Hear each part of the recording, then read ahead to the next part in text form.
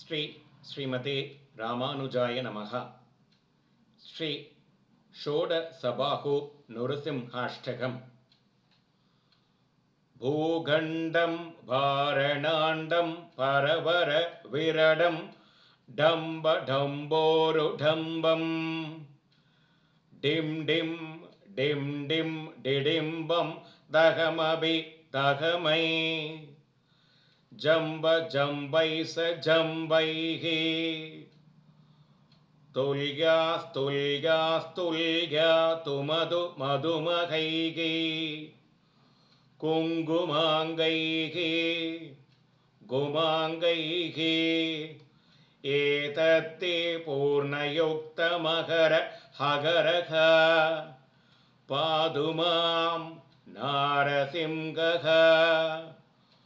भूप्रोद्भुजङ्गं प्रलय रववरं प्रज्वलज्वालमालं गर्जर्जं गर्जदुर्जं किगसग सगसि दगर्जदुर्जर्जयन्तं भूभागं भोगभागं गग गग गगनं कर्तमर्तयुग्रखण्डं स्वच्छं पुच्छं स्वगच्छं स्वजन जननुतः पातु मां नारसिंहः।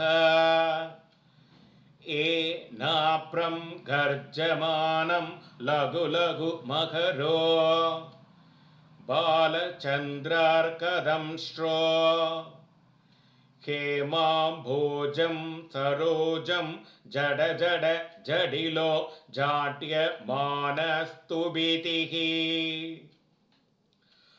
दन्तानां पादमानां गगडग गडवो भोजजानुसुरेन्द्रो निष्प्रत्युहं सराजा गगहः हदः पातु मां नारसिंहः। संगं चक्रं ससावं परशुम समीक्षुं सुलभासाङ्गुशास्त्रं बिभ्रन्दं वज्रकेडं हलमुस सकलकथा कुन्दमत्युग्रदंष्ट्रं ज्वालाकेशं त्रिनेत्रं ज्वलतनलनिभं हारकेयूरभूषं वन्दे प्रत्येकरूपं परवरनिवसः पातु मां नारसिंहः।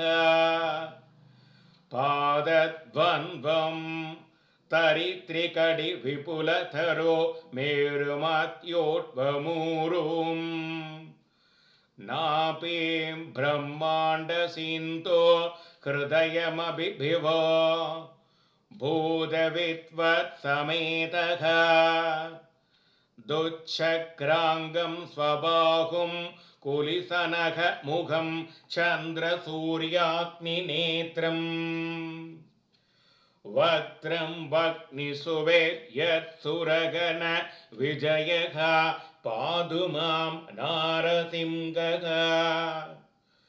नासाक्रं भेनखण्डं परबलमदनं पत्तकेयूरहारं रौद्रं दंशारगरालम् अमितगुणगणं कोडुसूर्याग्निनेत्रम् गाम्भीर्यं पिङ्गलाक्षं भ्रुकुटितविमुखं षोडशादार्तबाहुं वन्दे भीमाट्टहासं त्रिभुवनविजयः पातु मां नारसिंहः। के नृसिंहाष्टके नरवर चतुस्सहं देवभीत्वं कृकेत्वा देवन्त्यो विप्रदण्डं प्रतिवचनभयायां न प्रत्यनैक्षिः सापं सापं सगड्गं प्रहसतीव धनं चक्रचक्रे सखेन ओमित्योतैत्यनादं प्रगसविविदुषा पातु मां नारसिंहः जं जं जं जं जगारं जश जश शिदं जानुदेशं जगारं हुं हुं हुं हुं हगारं हरितकहसा यं दिसेवं वगारं वं वं वं वं वगारं वदनतलिलतदं वामभक्षं सुभक्षं लं लं लं लं लगारं लघुवणविजयः पातु मां नारसिंहः भूतप्रेतपिशाचयक्षगणसः देशान्तरोच्चाटना